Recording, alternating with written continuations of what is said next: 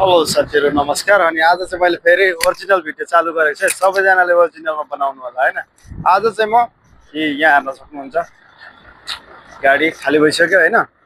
यहाँ त चाहिँ यहाँनिर चाहिँ मैले झारे हो। म चाहिँ अहिले जेटाको म्यारेक्स पोर्टमा छु हैन।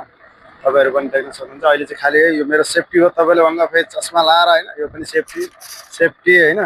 सेफ्टी लाएर अहिले गाडी खाली भएर म पार्किङमा छु। 3 दिनमा चाहिँ जे होस् तपाईको 1400 किलोमिटर जुबेलबाट आएर खाली गाडी गरियो। यो चाहिँ सबै तपाईहरु पार्किङ हो। पार्किङ देख्नु हैन।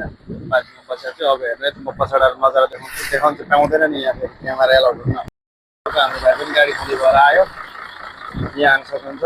यो पनि एक प्रकारको मिसिन गाडी हो। पर तपाईले देख्नु भयो यहाँ हेर्नुस्।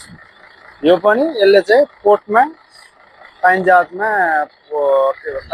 लोड गर्ने कन्टेनर हेर्नु त्यसरी बस्छ। त्यहाँदेखि यसले तल झार्ने हो है। यस्तो खाली हुन्छ। त्यो चाहिँ एकदम ठुलो पोर्ट छ। यहाँको दृश्य तपाईहरुले देख्न सक्नुहुन्छ।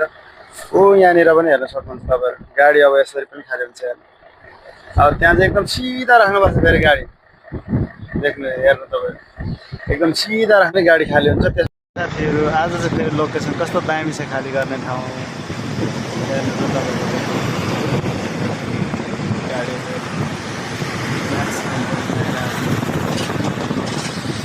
कहिलेकाहीँ त्यस्तो नजारा पनि आउँछ।